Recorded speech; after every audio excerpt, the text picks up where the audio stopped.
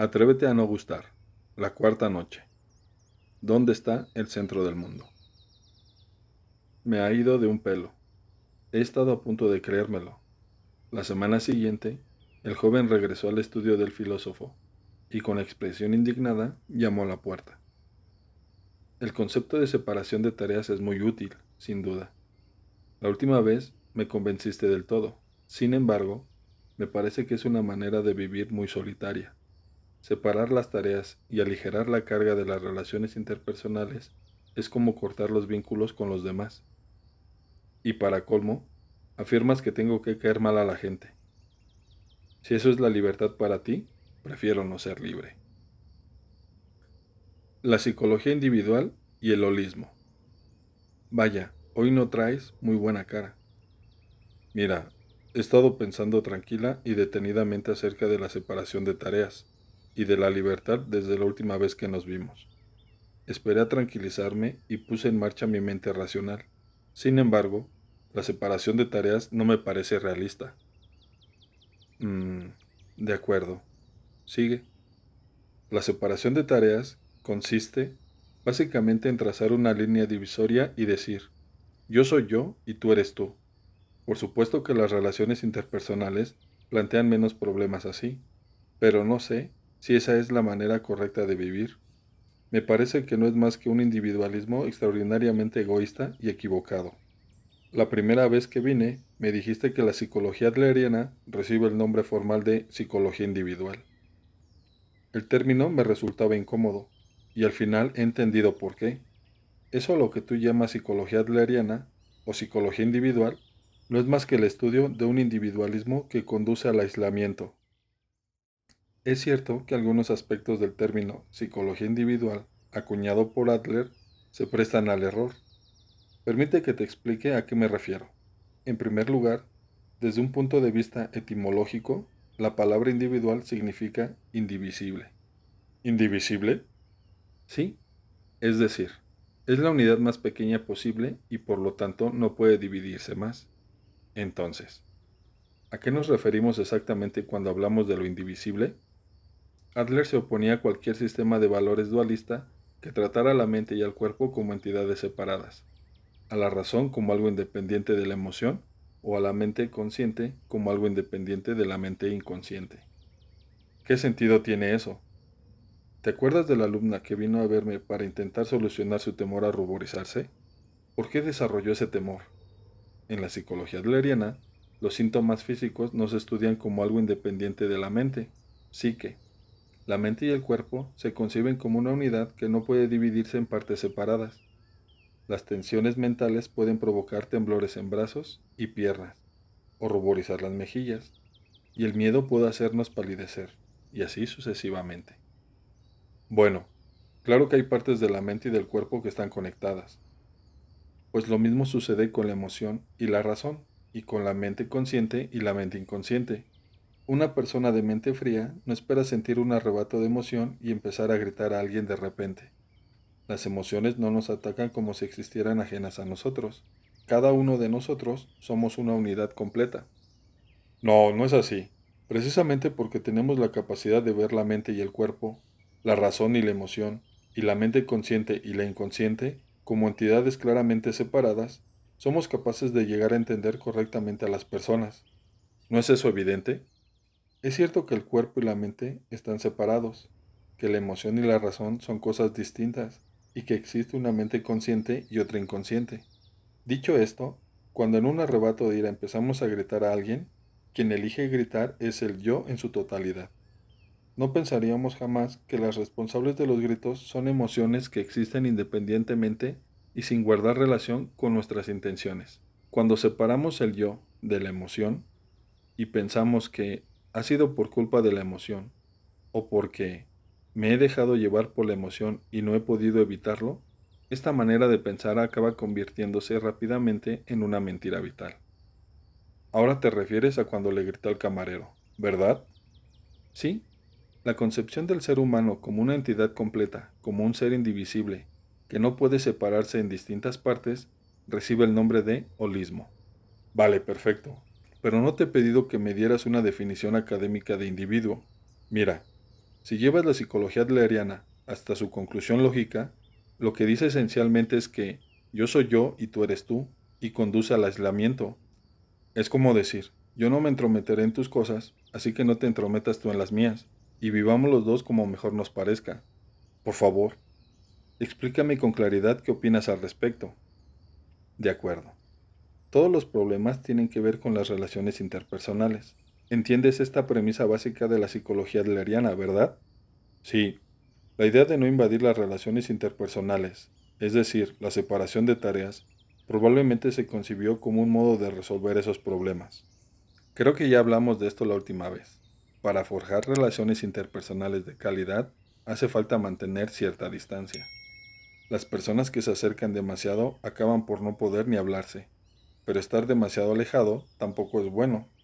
No entiendes la separación de tareas como un medio para mantener alejadas a las personas, sino como una manera de pensar que permite desenredar los hilos de los complejos nudos que acaban formando las relaciones interpersonales.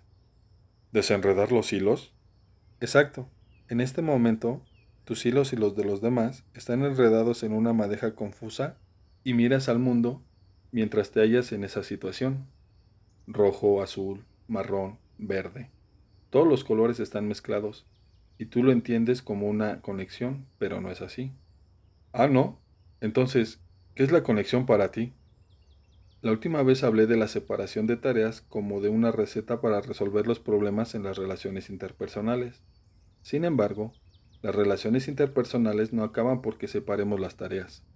En realidad, la separación de tareas constituye el punto de partida de las relaciones interpersonales. Mira, hoy conversaremos en mayor profundidad y hablaremos de cómo la psicología adleriana entiende las relaciones en su conjunto y del tipo de relaciones que deberíamos forjar con los demás. El objetivo de las relaciones interpersonales es el sentimiento de comunidad. Vale, tengo una pregunta.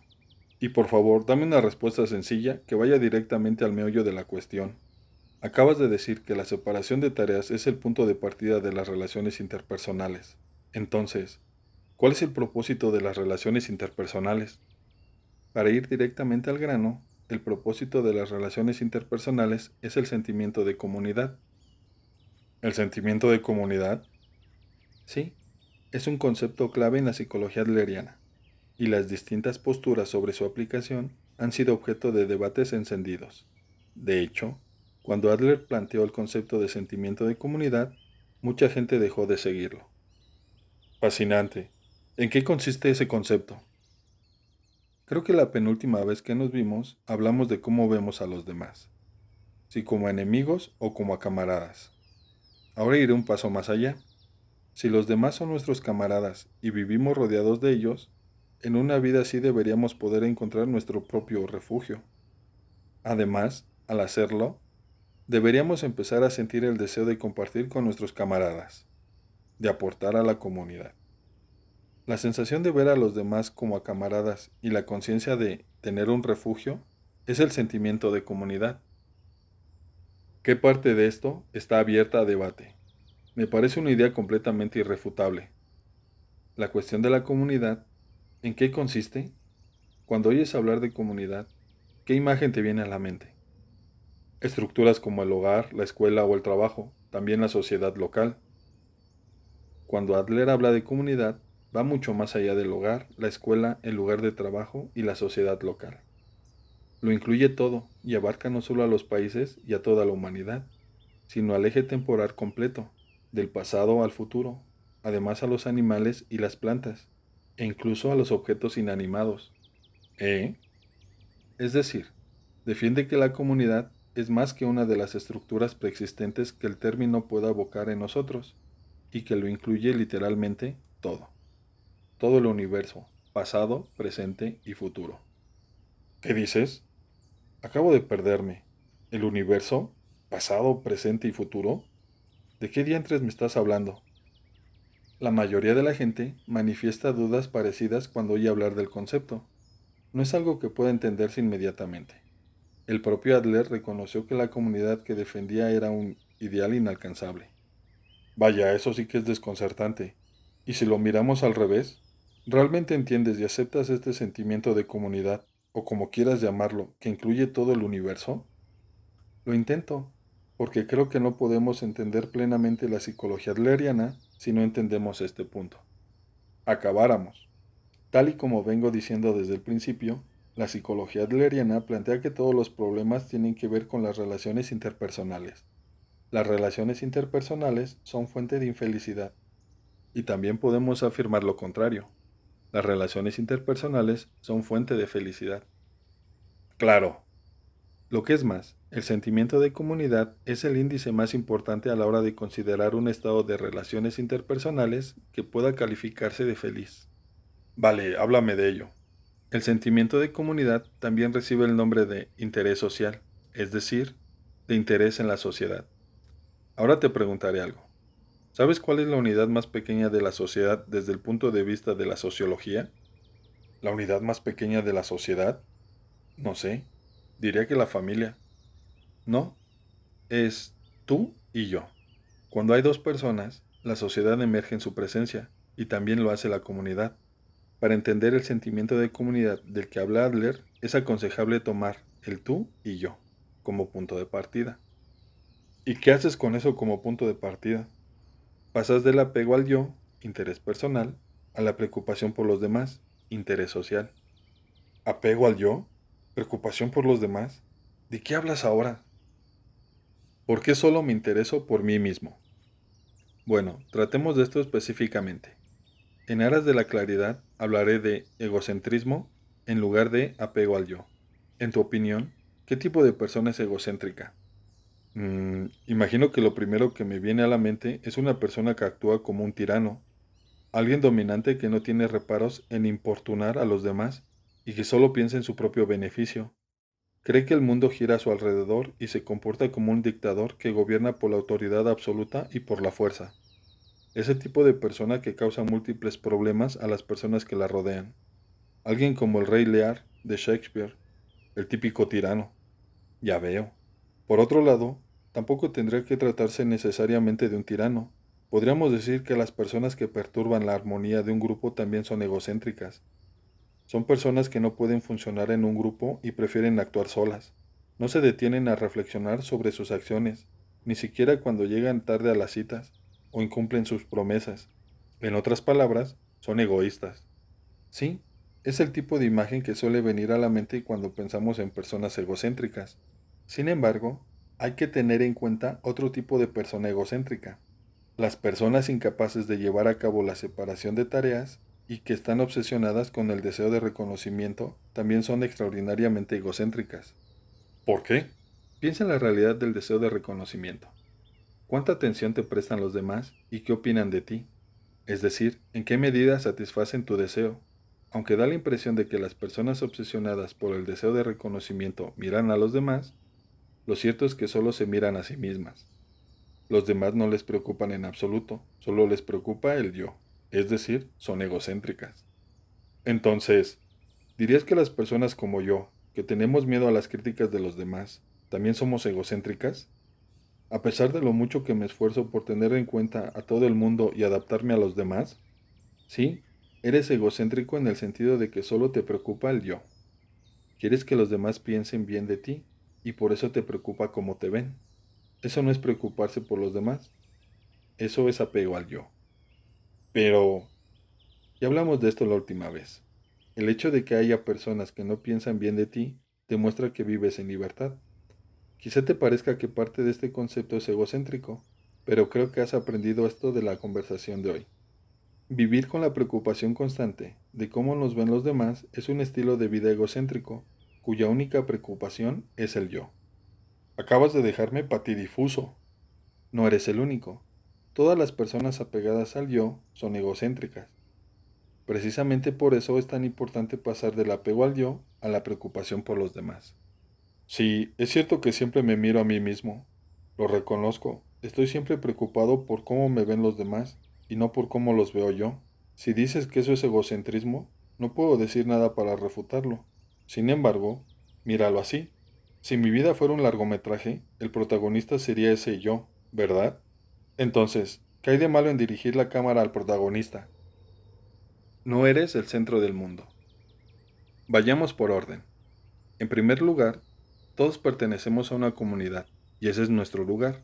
Sentir que tenemos donde refugiarnos dentro de la comunidad, sentir que está bien estar aquí y tener sensación de pertenencia son deseos humanos básicos. Tanto los estudios como el trabajo, la amistad, el amor o el matrimonio, todo está relacionado con la búsqueda de lugares y de relaciones donde podamos sentir que está bien estar aquí. ¿Estás de acuerdo? Sí, lo estoy, completamente. Y el protagonista de la propia vida es el yo. No hay nada malo en esta cadena de pensamientos hasta aquí. Sin embargo, el yo no es el centro del mundo. El yo es el protagonista de la propia vida, pero nunca será más que un miembro de la comunidad y parte de un todo. ¿Parte de un todo? Las personas que solo se preocupan de sí mismas piensan que son el ombligo del mundo. Para ellas, los demás son, sencillamente, gente que hará algo por mí. Creen casi honestamente que los demás existen para servirlos y que deben inclinarse ante sus sentimientos. ¿Como si fueran príncipes o princesas? Sí, exacto. Pasan de ser el protagonista de mi vida a ser el protagonista del mundo. Por eso, cuando entran en contacto con alguien, en lo único en lo que pueden pensar es, ¿qué me aportará esta persona? Sin embargo, y esto es algo que no es cierto en el caso de los príncipes y las princesas, esta expectativa no siempre se verá satisfecha, porque los demás no viven para satisfacer nuestras expectativas. No me digas. Entonces, cuando no se satisfacen esas expectativas, se sienten profundamente desilusionados e insultados. El resentimiento los inunda y piensan, esa persona no ha hecho nada por mí, esa persona me ha decepcionado, esa persona ya no es mi camarada, es mi enemigo. Las personas que se creen el centro del universo siempre acaban perdiendo a sus camaradas más bien antes que después. Esto no me cuadra. ¿No habías dicho que vivimos en un mundo subjetivo? Mientras el mundo sea un espacio subjetivo, soy el único que puede estar en el centro. No permitiré que nadie ocupe ese lugar. Me parece que cuando hablas de mundo, tienes en mente algo parecido al mapa del mundo. ¿Un mapa del mundo? ¿De qué hablas ahora? Por ejemplo, en el mapa del mundo que se usa en Europa, América está a la izquierda y Asia a la derecha. Por supuesto, Europa ocupa el centro. Por el contrario, el mapa del mundo que se usa en China muestra a América a la derecha y a Europa a la izquierda. Es muy probable que cualquier europeo que viera el mapa mundi chino experimentara una sensación de incongruencia difícil de describir, porque sentiría que lo han enviado a los confines del mundo o lo han aislado injustamente. Ahora lo entiendo. ¿Qué sucede cuando usamos un globo para representar el mundo? ¿Por qué con un globo podemos mirar el mundo con Europa en el centro? ¿O China o Brasil? Todos los lugares son centrales y al mismo tiempo ningún lugar lo es. El globo cuenta con un número infinito de centros, en función de la ubicación y del ángulo de visión del observador. Esa es la naturaleza de un globo. Sí, es cierto. Piensa en lo que he dicho antes, que no eres el centro del mundo. Desde el mismo punto de vista, formas parte de una comunidad, no eres el centro. No soy el centro del mundo. El mundo es un globo, no un mapa bidimensional. De acuerdo. Puedo entenderlo, como mínimo en teoría. Sin embargo, ¿por qué debo ser consciente de que no soy el centro del mundo? Volvamos ahora al principio. Todos buscamos el sentimiento de pertenencia que da el saber que está bien estar aquí. Sin embargo, en la psicología adleriana, el sentimiento de pertenencia es algo que solo podemos alcanzar si nos comprometemos activa y voluntariamente con la comunidad y no nos limitamos a estar ahí. ¿Comprometernos activamente? ¿Qué quiere decir eso exactamente? Enfrentarse a las tareas vitales. En otras palabras, damos un paso adelante por nosotros mismos, sin evitar las tareas de las relaciones interpersonales en el trabajo, la amistad y el amor. Si eres el centro del mundo, no dedicarás ni un pensamiento al compromiso con la comunidad, porque todos los demás son alguien que hará algo por mí, y por lo tanto, no hay necesidad de que tú hagas nada por ti mismo. Sin embargo, tú no eres el centro del mundo, ni yo tampoco. Tenemos que sostenernos por nosotros mismos y avanzar en las tareas de las relaciones interpersonales. En lugar de pensar, ¿qué me aportará esta persona? Hemos de pensar, ¿qué puedo ofrecer yo a esta persona? Esto es comprometerse con la comunidad. Entonces, ¿encontramos refugio porque aportamos algo? Sí, el sentimiento de pertenencia es algo que adquirimos mediante el propio esfuerzo. No se nos concede al nacer. El sentimiento de comunidad es un concepto clave de la psicología adleriana y genera un debate encendido. Ciertamente, era un concepto que al joven le había costado aceptar al principio, y naturalmente, le molestaba que lo llamaran egocéntrico. Sin embargo, lo que más le costaba aceptar era el increíble alcance de la comunidad, que llegaba a incluir el universo y los objetos inanimados. ¿De qué hablaban Adler y el filósofo? El joven abrió con lentitud la boca, para hablar, sin haber perdido aún la expresión de desconcierto. Escucha la voz de la comunidad más amplia. Debo reconocer que estoy empezando a perderme. Permíteme que intente aclararme un poco.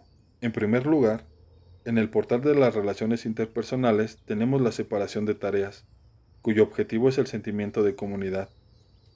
Afirmas que el sentimiento de comunidad es sentir a los demás como camaradas y la conciencia de contar con un refugio en la comunidad.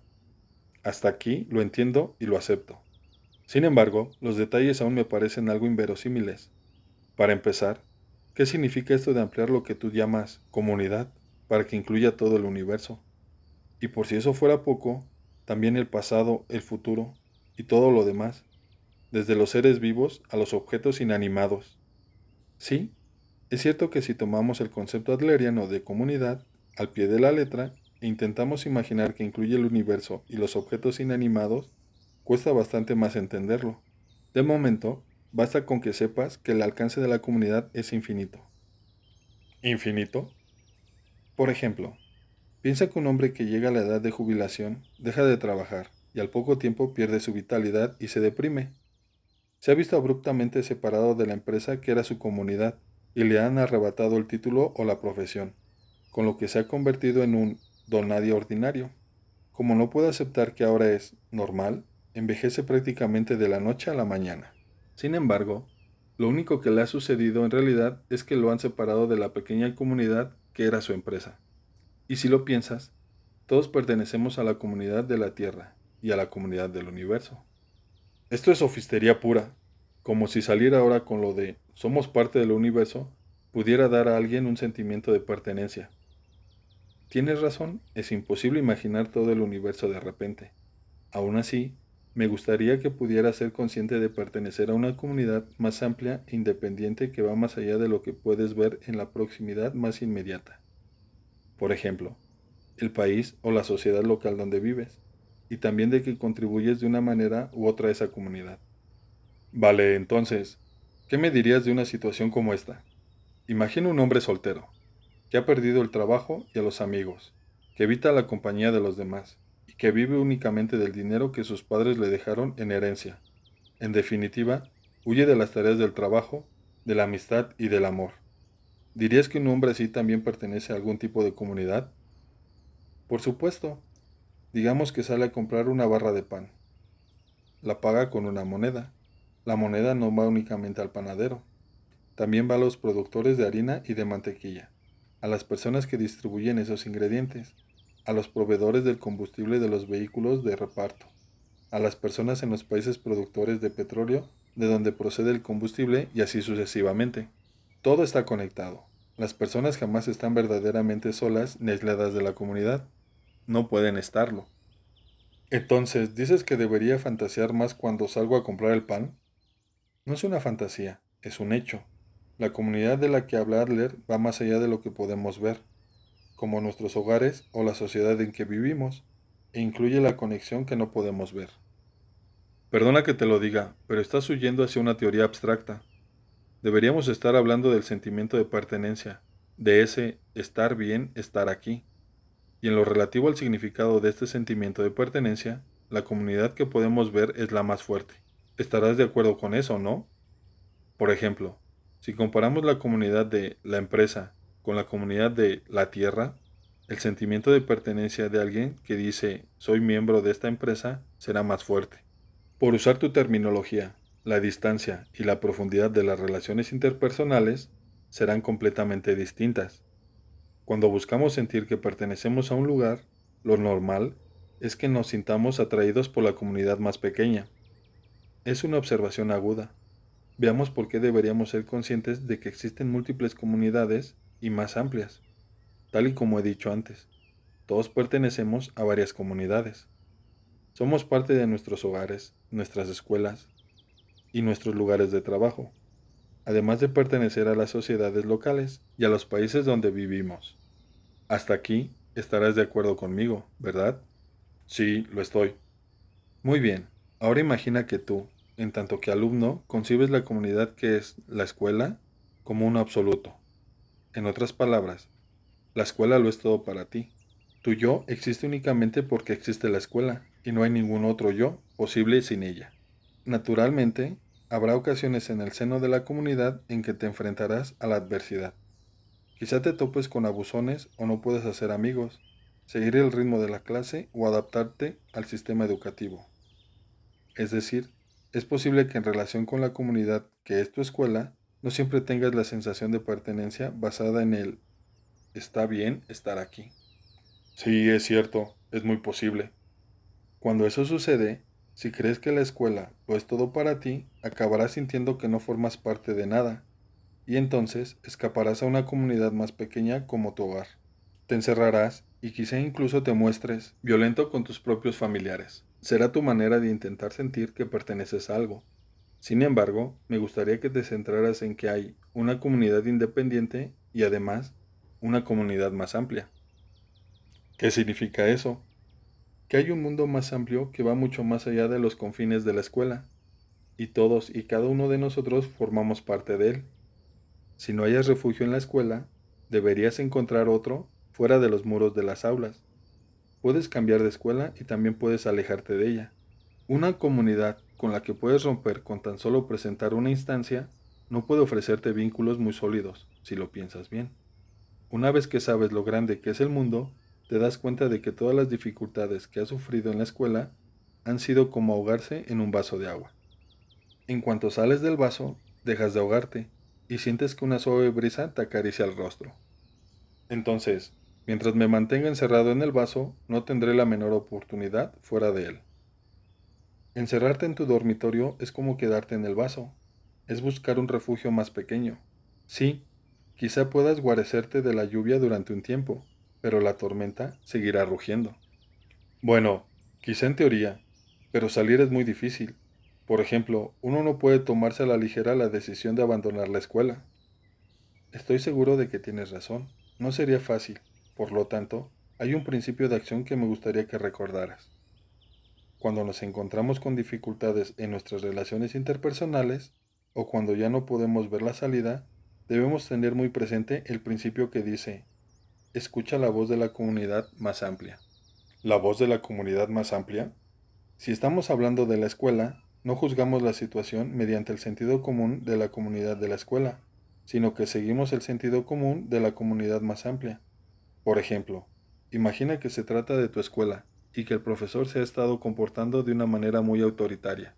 Sin embargo, el poder y la autoridad del profesor no son nada más que un aspecto del sentido común que opera únicamente en la pequeña comunidad que es la escuela.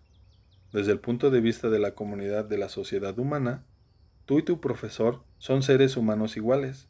Si te abruman con exigencias poco razonables, puedes oponerte a ellas directamente. Pero es muy difícil oponerse con el profesor delante. En absoluto. Aunque la relación podría calificarse como una relación de tú y yo, si puede romperse solo porque plantees una objeción, no es una relación en la que te convenga estar. Puedes dejarla ir. Vivir con miedo a que las relaciones se rompan es vivir con muy poca libertad y vivir para otros. Entonces, ¿dices que he de elegir la libertad al mismo tiempo que tengo sentimiento de comunidad? ¿Es eso? Claro, no te aferres a la pequeña comunidad que tienes delante. Siempre habrá más, tú y yo, más todos, y comunidades más amplias.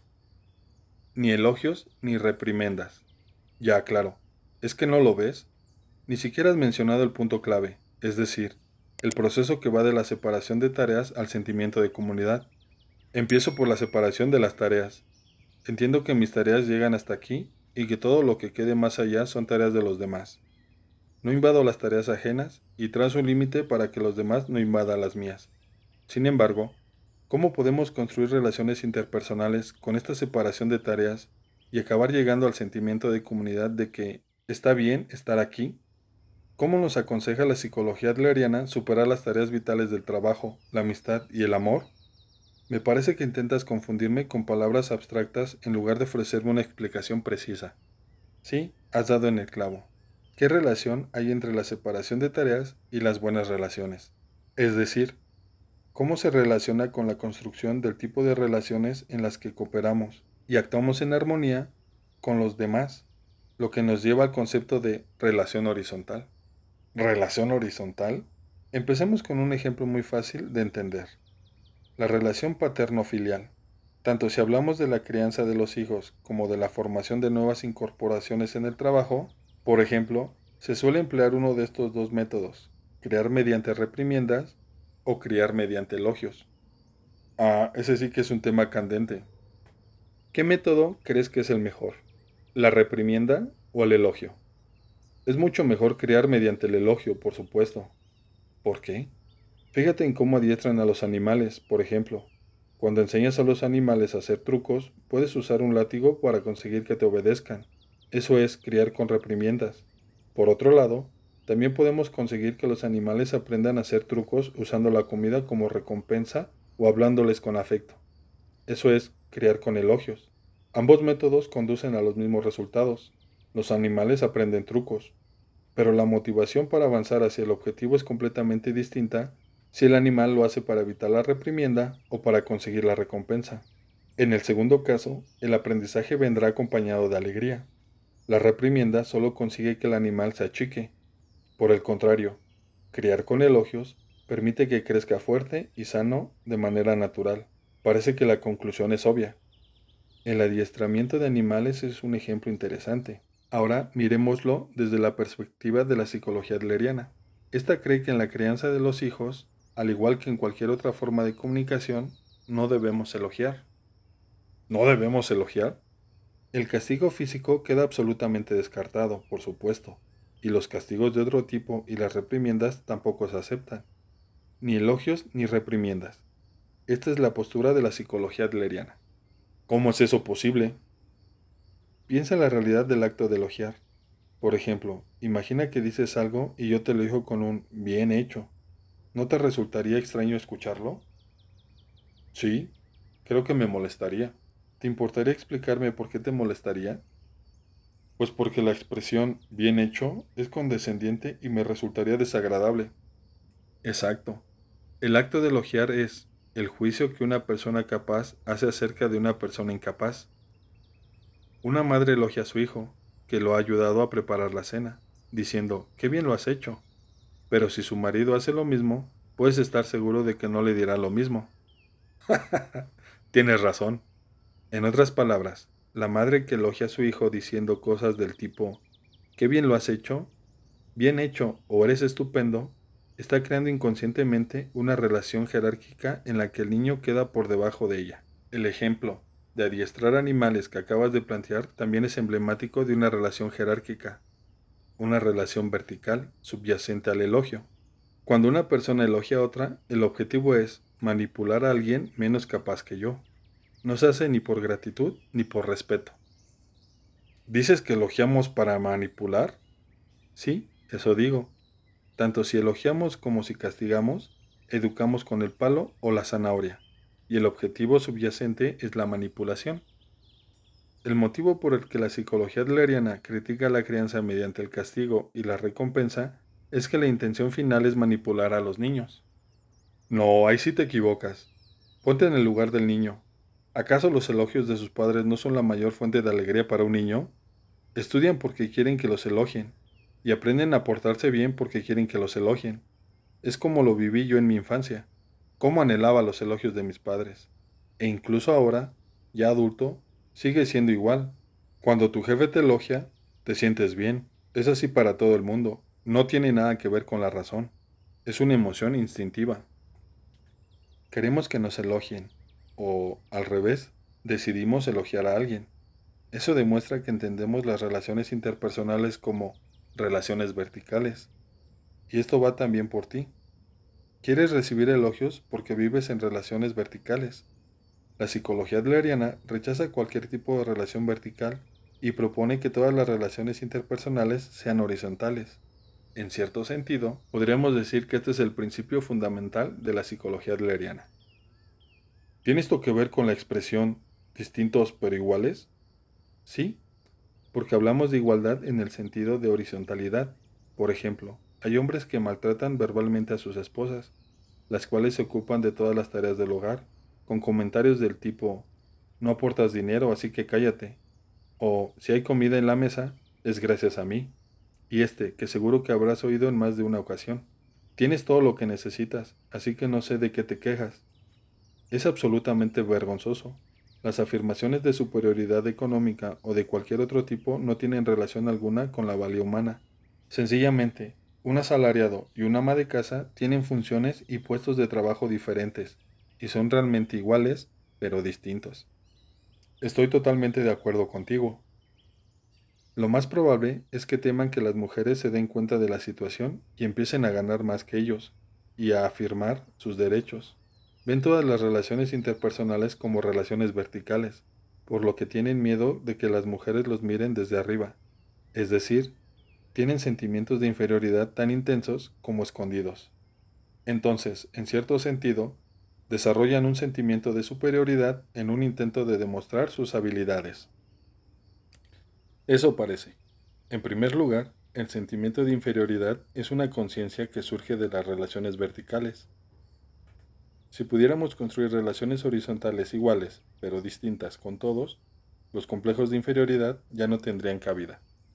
Mm, es posible que en realidad sí que sea consciente de cierta manipulación en algún lugar de mi mente cuando elogio a otras personas. Elogiar a mi jefe hace que esté de buenas conmigo. Eso es manipulación. No, y lo mismo sucede al revés. Cuando otros me han elogiado, me han manipulado. Vaya, pues parece que sí soy así.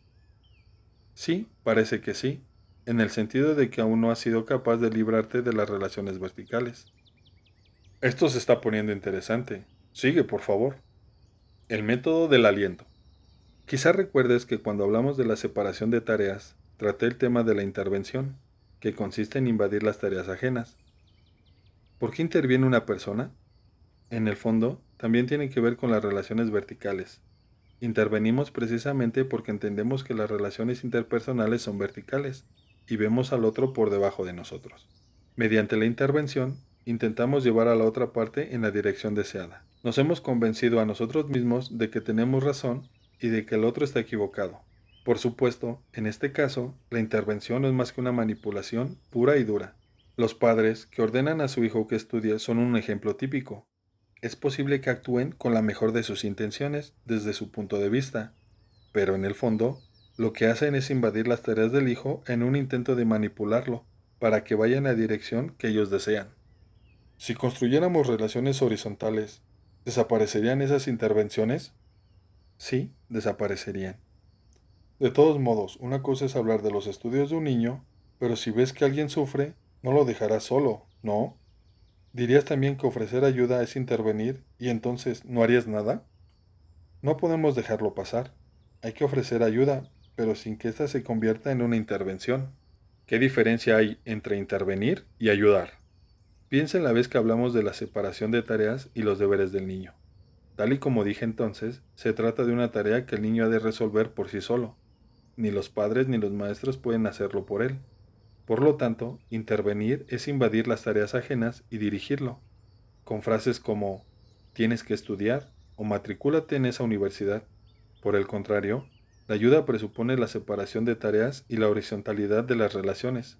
Cuando uno entiende que estudiar es tarea del niño, piensa en qué puede hacer para ayudarlo. En concreto, en lugar de ordenarle desde arriba que estudie, podríamos actuar para que recupere la seguridad necesaria para ocuparse de sus estudios y enfrentarse a sus tareas. ¿Y eso no es una acción forzada? No, no lo es. Si forzamos al niño y mantenemos las tareas separadas en todo momento, podemos ayudarlo a resolverlas por sí mismo. Es la actitud del puedes llevar un caballo hasta el agua, pero no puedes obligarlo a beber.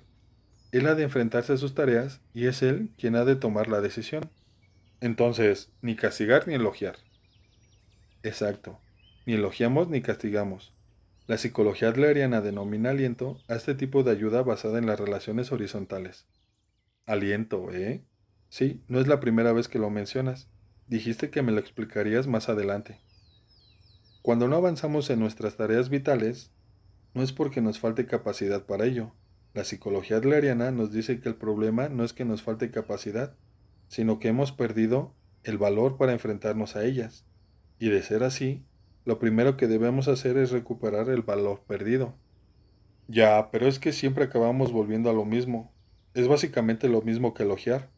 Cuando alguien nos elogia, somos conscientes de nuestras habilidades y recuperamos el valor. Por favor, no te obceques con esto. Reconoce la necesidad de elogiar al otro. No, no lo haré. ¿Por qué no? Es evidente. El elogio es precisamente lo que lleva a las personas a desarrollar la creencia de que no son capaces. ¿Cómo? ¿Quieres que te lo repita?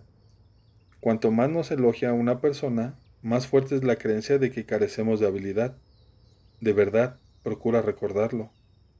¿En serio que hay gente tan tonta? Tiene que ser al revés. El elogio es lo que hace que seamos verdaderamente conscientes de nuestras capacidades. Es evidente. Te equivocas. Aunque los elogios te hagan sentir bien, es lo mismo que depender de relaciones verticales y reconocer que careces de habilidad. Porque el elogio es un juicio de valor que una persona capaz emite acerca de otra que no lo es. Eso no puedo aceptarlo. Cuando convertimos en nuestro objetivo la búsqueda de elogios, escogemos un modo de vida alineado con el sistema de valores de otro. Si miras cómo has vivido hasta ahora, ¿no estás cansado ya de intentar satisfacer las expectativas de tus padres? Bueno, sí, supongo. Primero, separa las tareas. Luego, acepta las diferencias entre ustedes y construye relaciones horizontales. El aliento vendrá a continuación. ¿Cómo sentir que eres valioso? Concretemos. ¿Cómo se hace entonces? No puedes castigar ni elogiar. ¿Qué otras palabras y opciones existen? Piensa en algún momento en que te ayudaron a hacer algo. No hablo de un niño, sino de un compañero e igual. Y probablemente verás la respuesta por ti mismo. Cuando un amigo te ayuda a hacer una mudanza, ¿qué le dices? ¿Gracias? Exacto. Le transmites palabras de gratitud. Muestras tu agradecimiento a un compañero que te ha ayudado con tu trabajo. Quizá incluso expreses satisfacción. Me alegro de que hayas venido. O transmitas tu agradecimiento con un me has ayudado mucho. Esto es alentar y se basa en las relaciones horizontales. ¿Y ya está? Sí. Lo más importante es que no juzguemos a los demás. Los juicios se originan en relaciones verticales. Si construimos relaciones horizontales, la gratitud, el respeto y la alegría aparecen directamente. Mm, Creo que tienes razón cuando afirmas que los juicios se derivan de las relaciones verticales. Pero, ¿qué me dices de esto? ¿Crees que la palabra gracias es tan potente que puede devolver el valor? Creo que prefiero que me elogien, incluso si los elogios proceden de relaciones verticales.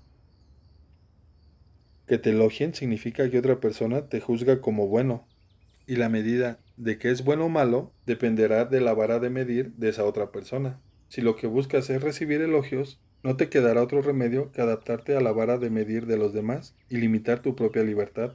Por el contrario, gracias no es un juicio, sino una manifestación evidente de gratitud. Cuando oímos palabras de gratitud, sabemos que hemos hecho algo por otra persona. Entonces, cuando alguien te juzga como bueno, ¿no sientes que has hecho algo por esa persona? No, y esto se relaciona con la conversación que tendremos luego. La psicología adleriana pone un gran énfasis en la colaboración.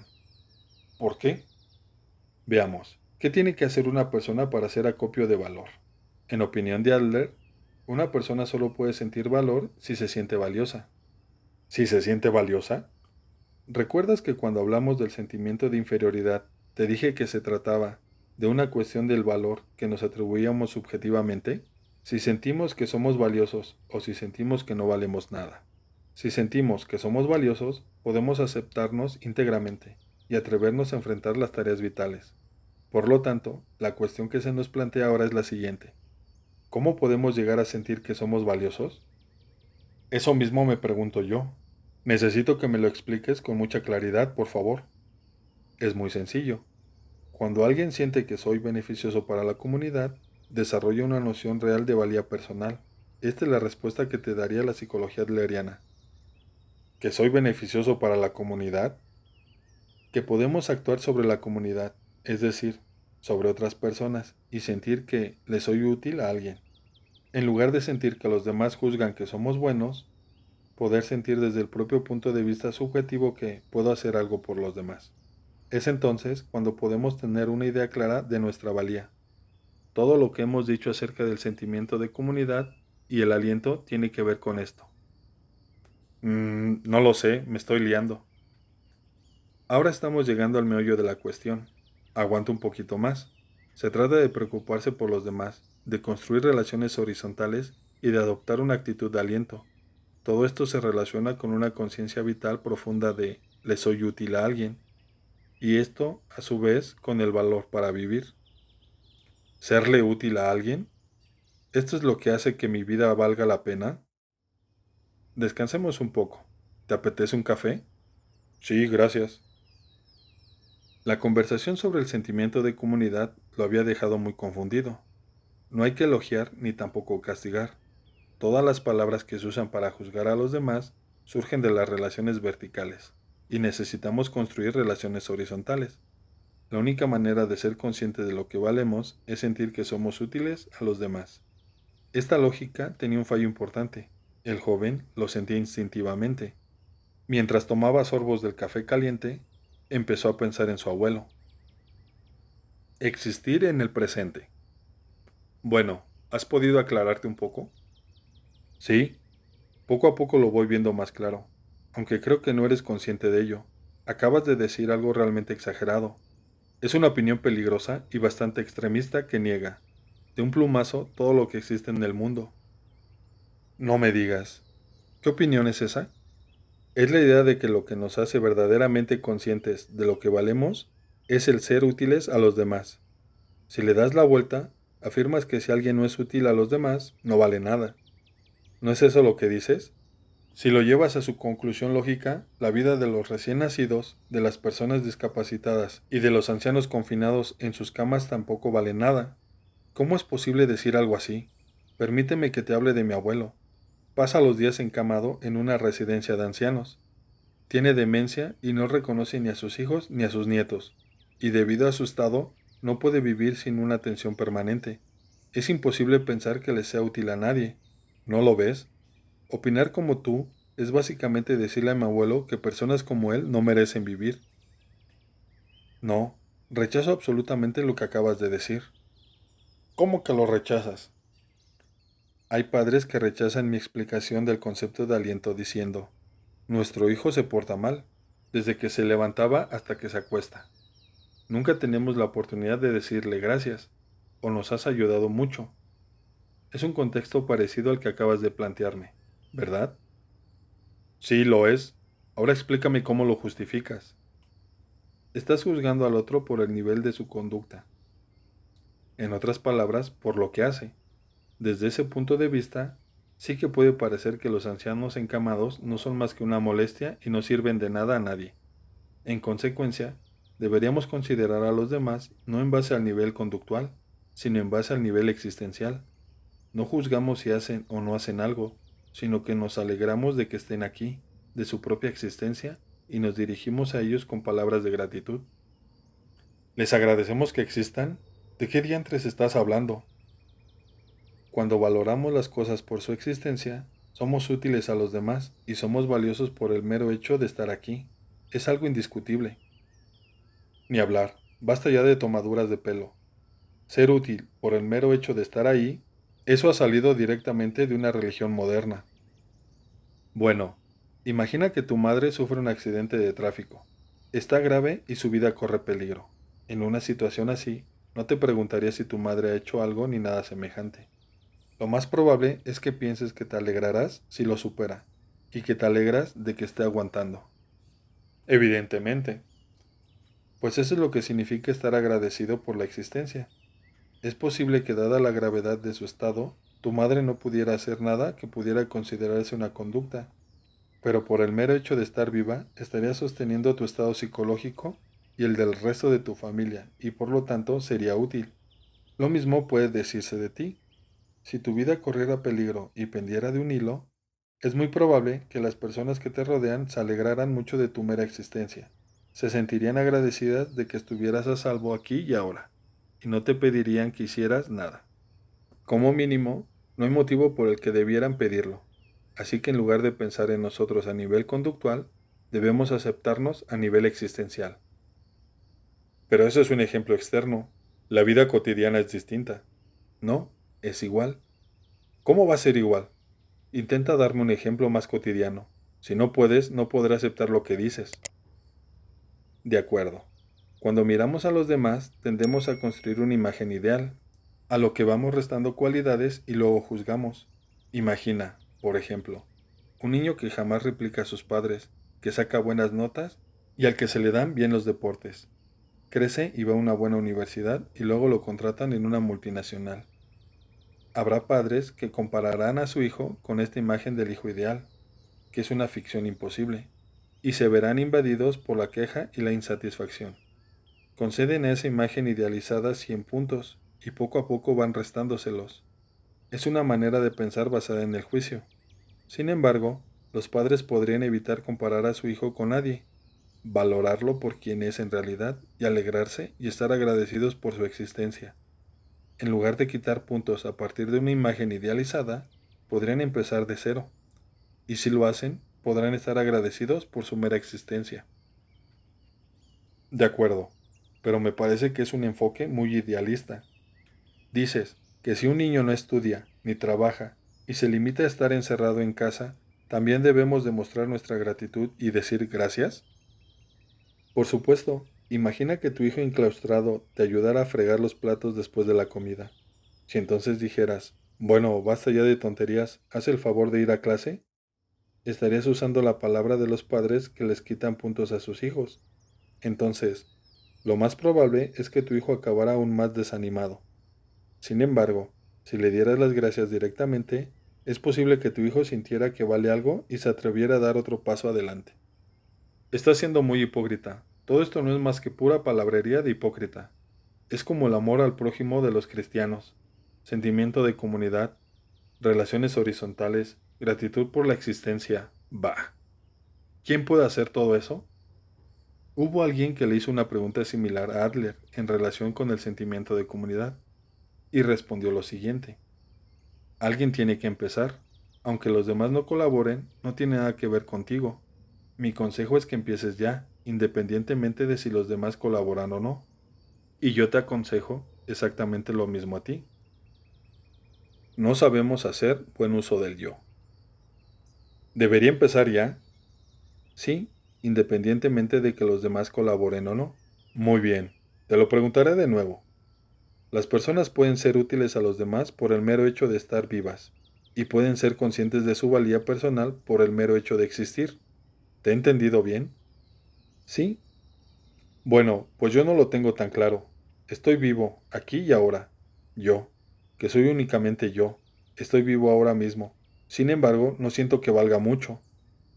Explícame por qué no sientes que valgas mucho. Bueno, supongo que es por lo que llamas relaciones interpersonales. Desde que era un niño y hasta ahora, me he sentido menospreciado por los demás, y especialmente por mis padres, que nunca me han valorado como hijo pequeño. Jamás han intentado reconocerme por quien soy en realidad. Dices que la valía personal es algo que nos otorgamos a nosotros mismos, pero esa es una teoría imposible en la práctica. Por ejemplo, en la biblioteca donde trabajo, la mayor parte de mis funciones tienen que ver con clasificar los libros que nos devuelven y colocarlos en las estanterías. Es un trabajo rutinario que cualquiera podría hacer tras un poco de formación. Si dejara de ir a trabajar, mi jefe no tendría la menor dificultad para sustituirme. Solo me necesita por el trabajo no cualificado que llevo a cabo ahí. Y en realidad, no importa que sea yo u otra persona, o una máquina incluso.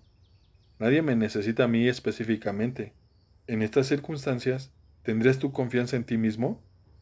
¿De verdad podrías tener verdadera conciencia de tu valía personal? Desde el punto de vista de la psicología adleriana, la respuesta es muy sencilla. En primer lugar, construye una relación horizontal con otra persona. Basta con una. Empieza por ahí. No me trates como si fuera idiota. Tengo amigos y estoy construyendo sólidas relaciones horizontales con ellos. Ya, pero aún así, sospecho que con tus padres, con tu jefe, con tus compañeros y con otra gente construyes relaciones verticales. Pues claro, tengo relaciones de distintos tipos, como todo el mundo. Has llegado a un punto muy importante. Construimos relaciones verticales u horizontales. Es una cuestión de estilo de vida, y los seres humanos no somos tan inteligentes como para poder usar uno u otro según nos convenga. Dicho de otro modo, decidir que soy igual que esta persona, pero con esta otra tengo una relación jerárquica, no funciona. ¿Quiere decir que tenemos que elegir o lo uno o lo otro? ¿Relaciones verticales o relaciones horizontales? Exacto. Basta con construir una relación vertical con alguien para que, sin que te des cuenta, empieces a tratar a todas tus relaciones interpersonales como si fueran verticales. Entonces, ¿incluso las relaciones con mis amigos son verticales? Sí, aunque no los trates como en una relación de jefe subordinado, es como si dijeras, A está por encima de mí y B está por debajo. O seguiré los consejos de A, pero no haré caso a B. O no pasa nada si incumplo la promesa que le hice a C. Mm, Por otro lado, si consigues forjar una relación verdaderamente horizontal con al menos una persona, si consigues construir una relación de iguales en el verdadero sentido de la palabra, tu estilo de vida se transformará por completo. Gracias a ese paso, poco a poco todas tus relaciones interpersonales acabarán siendo horizontales. Menuda insensatez. Hay tantas maneras de refutarlo que no sé ni por dónde empezar. Pensemos en un entorno laboral, por ejemplo. No sería factible que el director general y las nuevas incorporaciones forjaran relaciones de iguales, ¿no crees? Las relaciones jerárquicas forman parte de la sociedad e ignorarlas es ignorar el orden social. Mira, si te dijeran que alguien que acaba de empezar a trabajar en tu empresa y que tiene veintitantos años de repente ha empezado a relacionarse con el director general, que supera los 60, ¿no te parecería extraño? Ciertamente, es importante que respetemos a nuestros mayores, y es normal que haya distintos niveles de responsabilidad en una estructura empresarial. No te estoy diciendo que debas hacerte amigo de todo el mundo, o que debas comportarte como si fueran mejores amigos. Lo importante es que sean iguales en conciencia y que afirmes lo que deba ser afirmado. No soy de los que fanfarronean delante de mis superiores, ni se me ocurriría intentarlo. Hacerlo pondré en cuestión mi sentido común social. ¿Qué es un superior y qué es fanfarronear? Si evaluamos el contexto de una situación y sentimos que dependemos de las relaciones personales, actuamos de forma irresponsable. Intentamos evitar nuestras responsabilidades. ¿Qué hay de irresponsable en ello? Imagina que tu trabajo acaba saliendo mal, porque has seguido las instrucciones de tu jefe. ¿De quién sería la responsabilidad en ese caso? De mi jefe, está claro, porque yo solo he seguido las instrucciones que él ha decidido darme. Entonces, ¿tú no tienes ninguna responsabilidad? No, ninguna. Toda la responsabilidad es del jefe que ha dado las instrucciones. Es lo que se llama responsabilidad organizacional. Te equivocas, esa es otra mentira vital. Sí que tienes margen para negarte, y deberías tener margen también para poder proponer una manera mejor de hacer las cosas.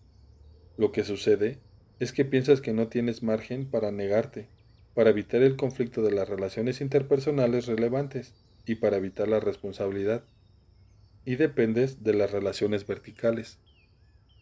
Entonces, ¿debería desobedecer? Sí, claro. En teoría quizás sí. En teoría es exactamente como dices, pero no puedo hacerlo. Es imposible construir relaciones de esta manera. ¿De verdad lo crees? Ahora mismo estás construyendo una relación horizontal conmigo. Estás siendo muy asertivo. En lugar de pensar en dificultades, podrías empezar por aquí. ¿Por aquí? Sí, en este pequeño estudio, como te he dicho antes, para mí eres un amigo insustituible. ¿Me equivoco? Te lo agradezco, de verdad que sí, pero me asusta. Aceptar tu propuesta me asusta. ¿Qué es lo que te asusta exactamente? Las tareas de la amistad, naturalmente. Jamás he sido amigo de un hombre mayor como tú. No tengo la menor idea de si podría mantener una relación de amistad cuando hay tanta diferencia de edad, o de si prefiero ver nuestra relación como la que hay entre profesor y alumno. La edad no importa ni en el amor ni en la amistad. Es cierto que las tareas de amistad necesitan de una valentía constante, y respecto a la relación conmigo, puedes reducir la distancia poco a poco hasta llegar a un punto en el que no estemos en contacto directo, pero sí estemos lo bastante cerca para poder estirar el brazo y tocarnos el rostro, por decirlo de algún modo. Necesito tiempo, solo una vez más, pero necesito tiempo para aclararme las ideas. La conversación de hoy me ha dado mucho que pensar. Me gustaría llevármelo a casa y rumiarlo con tranquilidad a solas. Entender de verdad el sentimiento de comunidad exige tiempo. Intentar entenderlo todo aquí y ahora sería imposible. Ve a casa, reflexiona detenidamente sobre ello e intenta relacionarlo con los otros temas que hemos tocado. Lo haré. En todo caso, te diré que me ha afectado mucho que me dijeras que no tengo en cuenta a los demás, y que en realidad solo me preocupo por mí. Eres muy mala persona. ¿Y lo dices así de contento? Sí, me encanta. Me ha hecho daño. No puede ser de otra manera. Es como un dolor afilado que me atraviesa, como si me hubiera tragado un puñado de alfileres. Sin embargo, lo cierto es que también estoy disfrutando mucho. Conversar contigo así se está volviendo adictivo. Hace un rato que me he dado cuenta de que es muy posible que, además de desmontar tu argumentación, también quiera que tú desmontes la mía. Ya veo, es un análisis muy interesante. Sí, pero no te olvides, te dije que desmontaré tu argumentación y que haré que te arrodilles, y eso es lo que pienso hacer. Gracias. Yo también he disfrutado. Vuelve cuando estés preparado para seguir.